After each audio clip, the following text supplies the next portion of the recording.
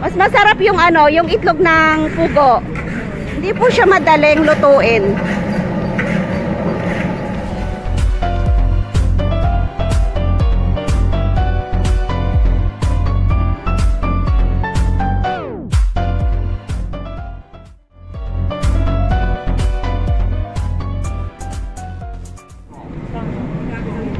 Mas masarap yung ano, yung itlog ng pugo. Oo. $20. Andito kami ngayon sa bilihan ng street foods. At ganito po yung pagluto nila ng nuts.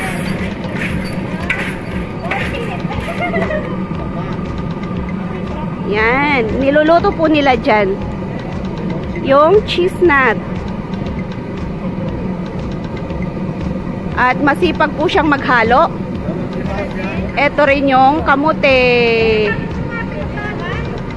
Basta bigay nyo yung 50, susuklihan kayo. $20 yung 14 pieces. Yan, titikman namin. Nag-share kami doon sa itlog ng pugo. Kakain kami ng itlog ng pugo. Bibili kami dito sa street food ng Hong Kong.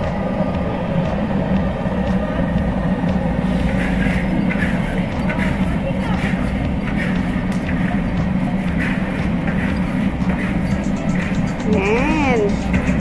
Ganun po yung pagluto niya ng nuts. See? Hindi po siya madaling lutuin.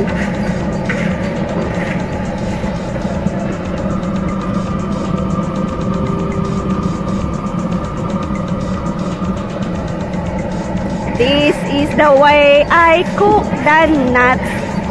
At babae talaga yung naghahalo. Ang bango-bango. Grabe ang bango ng kamote.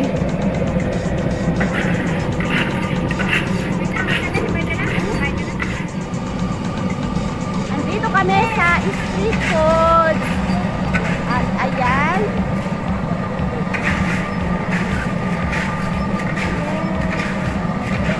At eto yung mga kasama ko ngayon.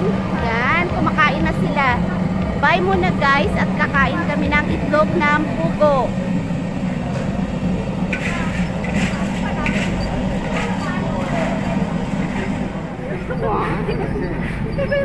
Itlog ng pugo, itlog ng manok at saka kamote.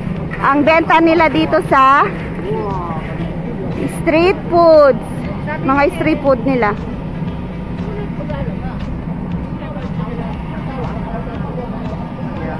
At andito kami sa Shatin Station. Pupunta kami sa Buda. Nadaanan namin itong nagtitinda ng kamote, itlog ng pugo at saka itlog ng manok.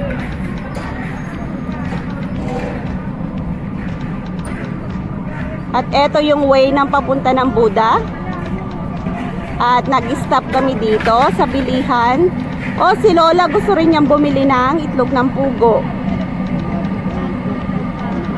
Thanks for watching guys. Uwi na kami. Bye-bye. Bye.